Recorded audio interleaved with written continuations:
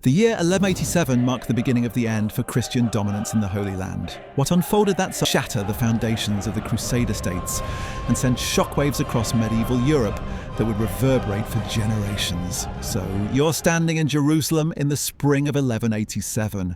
The city bustles with pilgrims, merchants, and knights. The golden dome of the rock gleams in the distance, but it's surrounded by Christian churches and Latin crosses. For nearly 90 years, the Crusader Kingdom of Jerusalem has controlled this most sacred of cities. The warrior monks of the Templars and Hospitallers patrol the streets. Frankish nobles rule from stone fortresses. Everything seems secure, permanent, unshakable.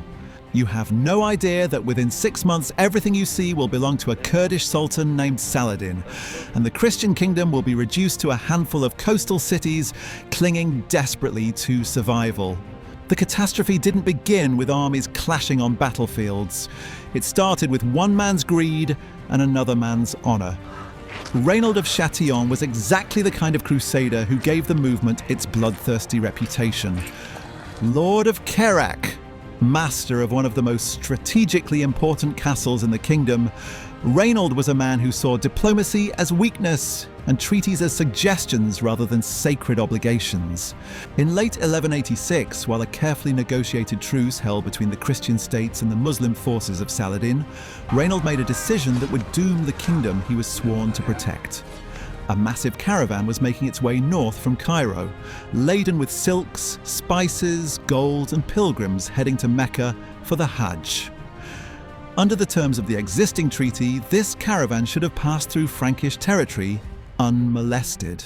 The merchants travelled under explicit protection, carrying safe passage documents, paying the agreed tolls. Reynold didn't care about treaties. He saw opportunity and he took it.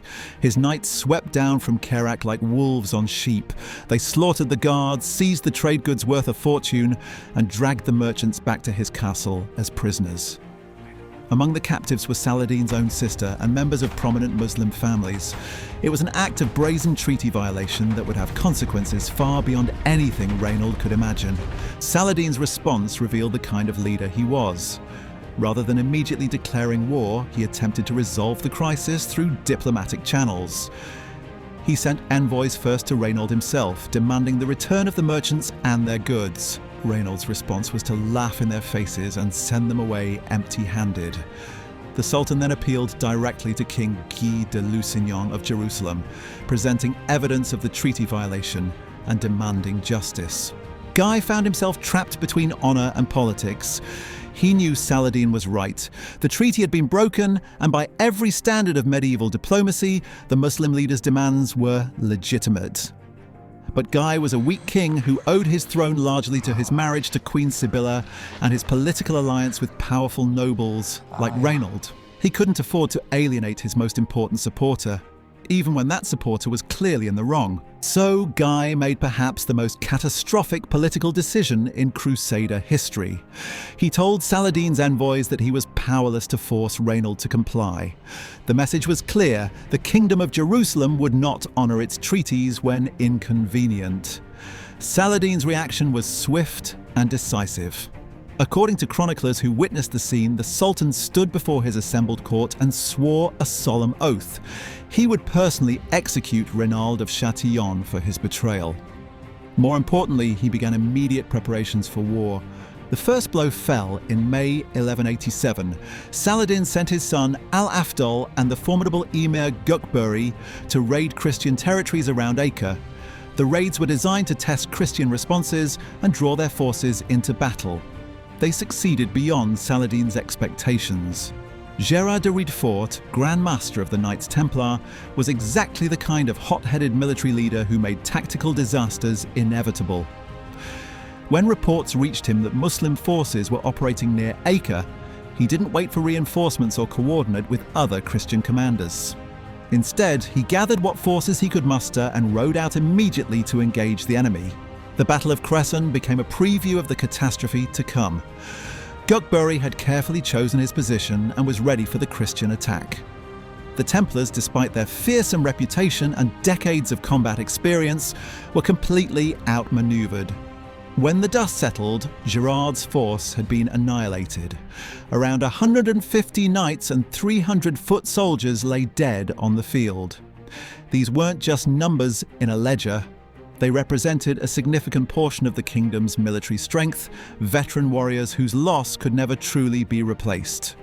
But this was merely the opening move in Saladin's campaign.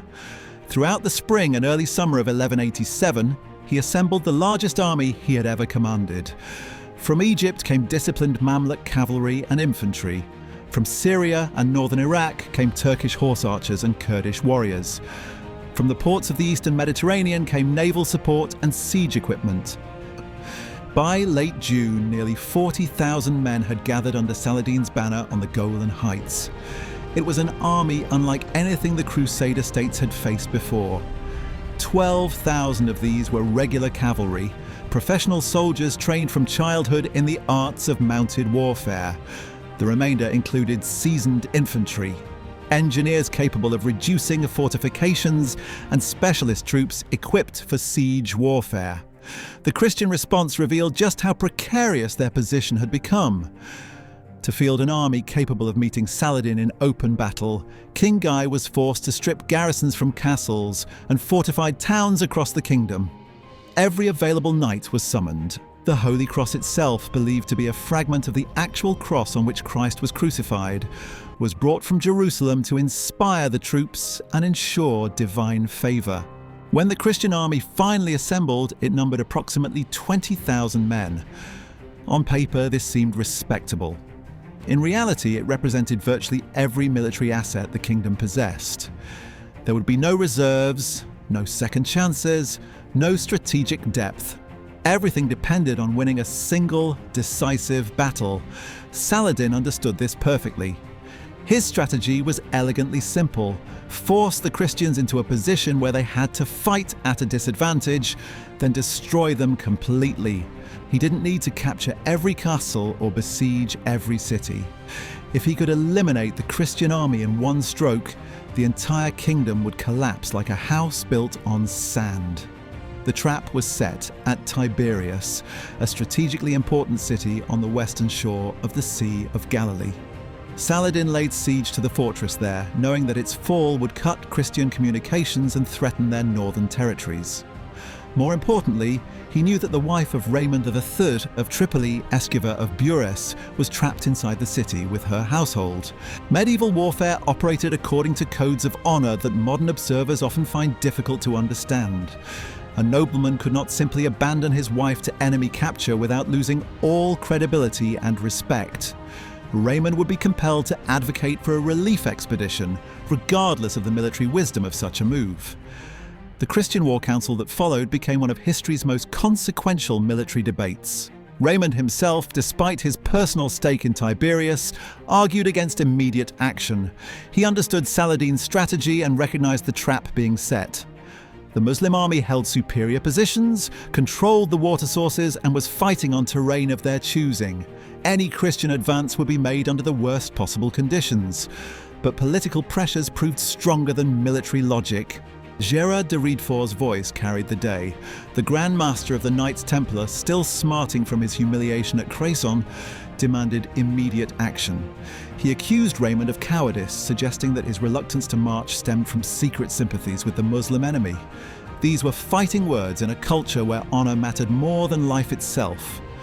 King Guy, weak and indecisive as always, found himself swayed by the more aggressive voices in his council. The decision was made. The Christian army would march to relieve Tiberias, despite every tactical consideration arguing against such a move. It was exactly what Saladin had been hoping for. On July 3rd, 1187, the Christian army began its fateful march across the hills of Galilee. From the moment they left their camp near Acre, everything went wrong.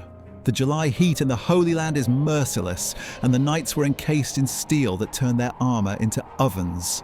The infantry, laden with weapons and supplies, struggled to maintain the pace across rocky, unforgiving terrain. Saladin's forces shadowed them every step of the way. Muslim archers harassed the column constantly, sending volleys of arrows into the Christian ranks before melting away into the landscape. The Crusaders couldn't catch these elusive enemies, but they couldn't ignore them either. Every mile became a running battle, sapping strength and morale. By afternoon, it became clear that the army could not reach Tiberias before nightfall. Raymond and Guy made the decision to alter course toward the springs of Kafr Hattin, just 6 miles away. It seemed like sound military logic. The springs would provide water for men and horses, and the position offered some defensive advantages. They never reached the water. Saladin had anticipated this exact move. His forces positioned themselves between the Christian army and the springs, forcing the Crusaders to make camp on the arid plateau near the village of Meskenna. The location would become known to history as the Horns of Hattin, named for the twin hills that dominated the landscape. What followed was a night of psychological warfare that broke the Christian army before the battle even began. Muslim forces surrounded the camp so completely that, in the words of one chronicler, a cat could not have escaped. Throughout the dark hours, Saladin's men maintained a campaign of terror. They prayed loudly, chanted verses from the Quran, beat drums, and displayed battle standards. Most devastatingly, they set fire to the dry grass surrounding the Christian position. The smoke and flames made the air almost unbreathable. The Crusaders, already tormented by thirst after a day of marching under the blazing sun, found their throats becoming even drier. Horses collapsed from dehydration. Men began to hallucinate. Morale, already fragile, cracked completely. Dawn on July 4th, 1187, revealed the full scope of the disaster. The Christian army was trapped on high ground, surrounded by enemies with no access to water and no realistic hope of escape. The blazing sun rose over a scene that would decide the fate of the Crusader states. Saladin's battle plan was methodical and devastating. Rather than launching costly frontal assaults, he used his superior numbers to maintain constant pressure from all directions. Muslim archers rained arrows into the Christian ranks, while cavalry units probed for weaknesses. The Crusaders, desperate and increasingly disorganized, launched several mounted charges attempting to break through the encirclement. Each charge ended in failure. The Muslim forces would part before the Christian knights like water, then close behind them, cutting off any hope of retreat. The famous heavy cavalry that had dominated Middle Eastern battlefields for decades found itself neutralized by superior tactics and positioning. The true cross, that most sacred of Christian relics, fell into Muslim hands when its bearer was cut down. The psychological impact was devastating. For the Crusaders, this was not merely a military defeat, but a sign of divine abandonment. How could God allow his own cross to be captured by infidels? By midday, organized Christian resistance had collapsed. King Guy, along with most of the surviving nobility, found themselves prisoners in Saladin's tent. The army that had represented the military strength of the entire Crusader kingdom had been annihilated. Only about 200 knights managed to escape the field, carrying news of the catastrophe to the remaining Christian strongholds. Saladin's treatment of his prisoners revealed both his political sophistication and his personal code of honor. Most of the Christian nobles were treated with courtesy and eventually ransomed. But when Reynold of Chatillon was brought before him, the Sultan personally fulfilled his oath. According to eyewitness accounts, Saladin offered Reynold water, then struck him down with his own sword when the Crusader lord refused to convert to Islam. King Guy faced a terrible choice at the War Council. Gérard de Riedefort's accusations of cowardice stung deeply in a society where honor meant everything. Against all tactical wisdom, the decision was made to march to Tiberias. It was exactly what Saladin wanted. On July 3rd, the Christian army began its death march across the scorching hills of Galilee. Every step became a nightmare. Knights baked inside steel armor while Muslim archers struck from the shadows, melting away before any counterattack could reach them. The relentless harassment, combined with the murderous heat, turned the march into a running battle that bled away Christian strength mile by bloody mile. By afternoon, reaching Tiberias became impossible. The army diverted toward the springs of Kafr Hattin, desperately seeking water. They never reached it. Saladin had anticipated this move perfectly, positioning his forces between the Christians and salvation The Crusader army found itself trapped on an arid plateau near Meskene, a place that would become known as the Horns of Hattin. What followed was a night of calculated psychological destruction. Muslim forces surrounded the Christian camp so completely that escape was impossible. Throughout the darkness, they maintained a symphony of terror. Prayers, chants, war drums, and battle cries echoed across the plateau. Most devastatingly, they set fire to the dry grass surrounding the position. The smoke choked the already dehydrated Crusaders. Men who had marched all day without water now gasped for breathable air. Horses collapsed, soldiers began hallucinating. The army that had seemed so formidable just days earlier was breaking apart before the battle even began. Dawn revealed the full scope of the trap. 40,000 Muslim warriors surrounded fewer than 20,000 Christians who had no water, no escape route, and rapidly diminishing hope. The sun that rose over Hattin would set on the effective end of the Crusader kingdom of Jerusalem. Saladin's battle strategy was surgical in its precision. Rather than waste lives in frontal assaults, he used his numerical superiority to apply constant pressure from every direction. Muslim archers darkened the sky with arrows, while cavalry units probed for weaknesses in the Christian lines. The famous Crusader heavy cavalry, which had terrorized the Middle East for nearly a century, launched desperate charges that achieved nothing. Each mounted assault ended the same way. The Muslim forces would part like water before the Christian knights, then close behind them, cutting off retreat. The tactics that had won at Antioch and Jerusalem proved useless against Saladin's disciplined, coordinated response. When the True Cross fell into enemy hands, the psychological impact shattered what remained of Christian morale.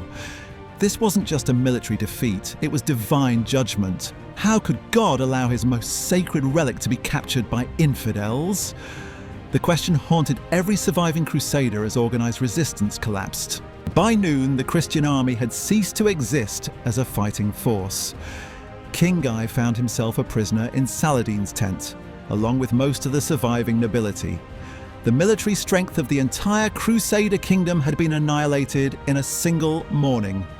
Only about 200 knights escaped to carry news of the catastrophe to the remaining Christian strongholds. Saladin's treatment of his prisoners revealed both political genius and personal honor. Most Christian nobles received courteous treatment and eventual ransom. But when Reynold of Chatillon was dragged before the Sultan, justice finally arrived. Saladin offered the treaty breaker water, then personally struck him down when Reynold refused to convert. The oath sworn months earlier had been fulfilled. The Templars and Hospitallers received no such mercy. Saladin ordered the execution of virtually every captured member of the military orders. These warrior monks had been the backbone of Crusader military power for decades. Their systematic elimination sent a clear message about the new reality in the Holy Land. With the Christian army destroyed, the Crusader kingdom's collapse became inevitable. Saladin had stripped every garrison to field this force. There were no reserves, no second army waiting in the wings. 52 towns and fortifications surrendered to Muslim forces in the weeks following Hattin. Local populations, many of whom had never fully accepted Christian rule, welcomed their new masters. By September, Saladin stood before the walls of Jerusalem itself. The city that had taken the First Crusade 3 years to reach fell to him in less than 2 weeks. Unlike the Christian conquest of 1099, which had ended in mass slaughter, Saladin's victory was marked by remarkable restraint. Christian civilians were allowed to leave upon payment of ransom. Those too poor to pay were often freed anyway through the Sultan's personal generosity. The contrast with Crusader behaviour was deliberate and devastating. Where Christians had waded through blood in 1099, Muslims showed mercy in 1187. Saladin understood that his reputation in Europe would be shaped as much by his conduct in victory as by his success in battle. The foundation of his legendary status was laid in those October days when he chose compassion over vengeance. News of Jerusalem's fall sent shockwaves across medieval Europe. Pope Urban III reportedly died of shock upon hearing the reports. His successor immediately called for a new crusade, beginning the chain of events that would bring Richard the Lionheart and Philip Augustus to the Holy Land. But the Third Crusade, despite its famous leaders and dramatic battles, would never recapture Jerusalem. The fall of the Holy City in 1187 marked more than a military defeat. It represented the end of an era when European knights could impose their will on the Middle East through superior tactics and religious fervour. Saladin had proven that the Crusader states were not divinely protected, that Muslim unity could overcome Christian military technology, and that political wisdom often mattered more than battlefield courage. From Reynald's greed to Guy's weakness, from Gerard's pride to Saladin's patience, the fall of Jerusalem demonstrated how individual decisions shaped the course of history. One man's violation of a treaty triggered a chain of events that redrew the map of the medieval world. The city that had symbolised Christian triumph in the East became the symbol of its greatest defeat, a reminder that even the most sacred victories are never permanent.